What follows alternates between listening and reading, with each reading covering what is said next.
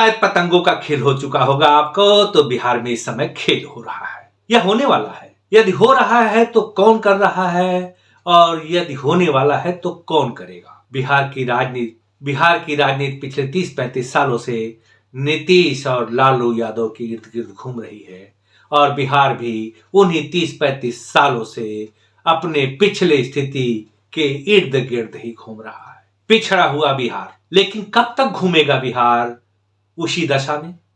कब तक नौकरियों के बदले हड़पी जाएगी गरीबों की जमीनें? कब तक नेता खाते रहेंगे गऊओं का चारा और जमानत पर बाहर रहकर रचते रहेंगे बिहार को बर्बाद करने की साजिश। नमस्कार, आप देख रहे हैं अपनी बात अनिल के साथ। वीडियो में आगे बढ़ो उससे पहले आप सभी से अनुरोध है कि वीडियो को लाइक कर दें, मित्रगणों में शेयर कर दें और चैनल को सब्सक्राइब यदि अभी तक नहीं किया है तो। मकर संक्रांति का त्योहार आया तो दही चूड़ा की बहार दिखने लगी बिहार में, खास करके राजनेताओं के दरबार में। नीतीश कुमार जी इस बार भी लालू के घर दही चूड़ा खाने तो गए, लेकिन इस बार उन्होंने पिछड़ा दरवाजा चुना। क्यों? इसका जवाब तो पत्रकार भी जानना चाहते थे, लेकिन जान नहीं पाए, क्योंकि नीतीश कुमार जी ने इसका जवाब दिया ही नहीं।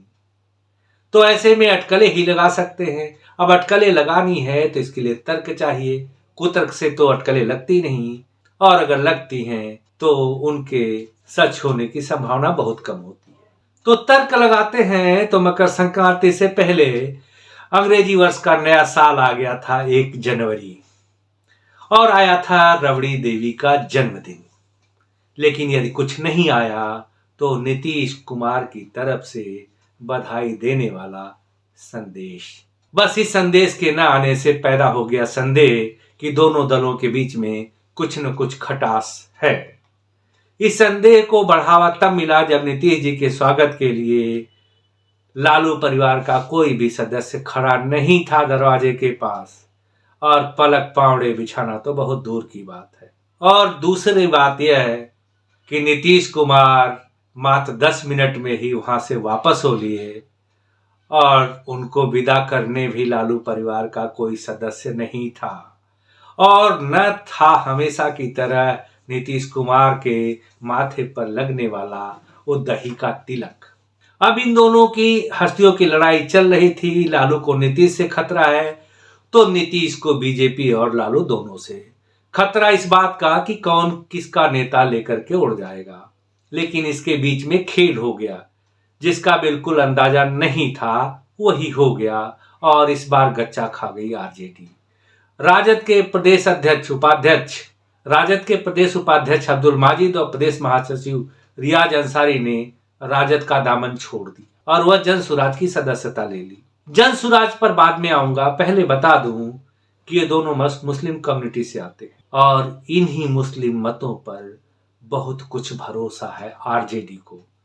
इसीलिए तो राम के मंदिर का बहिष्कार कर रहे हैं, राम से घृणा करते हैं। लेकिन ये मुस्लिम क्यों चले गए? क्या उनका कोई जनाधार नहीं है? जनाधार है तो क्या फिर सुराज लाने के लिए गए हैं? चलिए जानते हैं कि जन सुराज क्या है। यह जन सुराज बिहार की आम आदमी पार्टी है नहीं, साबित हो सकती है। क्योंकि इसके मुखिया प्रशांत किशोर हैं, जो बिहार के लिए केजरीवाल साबित हो सकते हैं। यह विश्वास से तो नहीं कर सकता, लेकिन दिल्ली वाले दिल जले तो यही अनुमान लगा सकते हैं, और यह अनुमान तर्कों पर आधारित है। केजरीवाल राजनीति से भ्रष्टाचार मिटाने आए थे और कांग्रेस को मिटा रहे हैं इस समय बड़ी जोर शोर से। प्रशांत किशोर सभी बड़ी बड़ी पार्टियों का चुनाव जितवाने का कार्यक्रम बनवाते थे और इसके बदले मोटे मोटे पैसे लेते होंगे, ऐसा मेरा मानना है। फिर बाद में इनको पैसे कम लगे होंगे, इसलिए राजनीतिक दल में शामिल हो गए। फिर भी इनको जो चाहिए था वो नहीं मिला, लेकिन इनको इतना पता चल गया कि कैसे मिलेगा, तो अब बिहार बनाने का मिशन लेकर आ गए।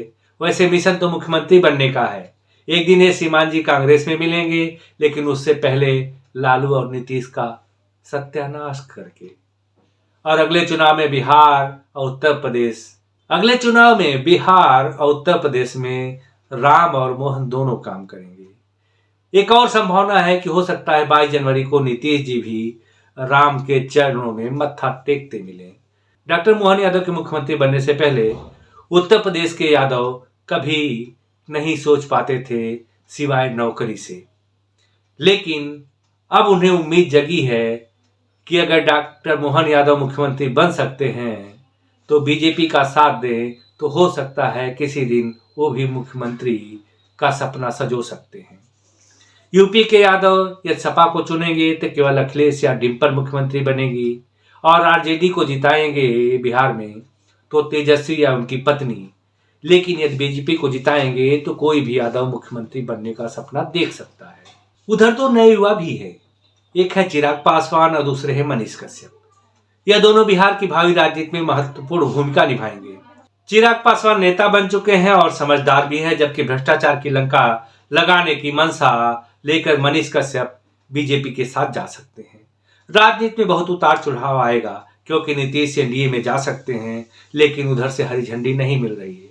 अब तो बिहार में सरकार का गिरना तय लग रहा है। अब चाहे वह आरजेडी के समर्थन वापस लेने से गिरे, या फिर विधानसभा के भंग होने से, या फिर बीजेपी की नई सरकार बनने से, लेकिन नीतीश का बने रहना तो मुश्किल लग रहा है।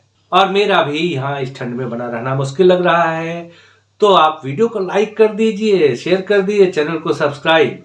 और मैं भी चलता हूँ इस ठंड से बच के, तो मिलूंगा अगली वीडियो में। तब तक के लिए नमस्कार, जय हिंद।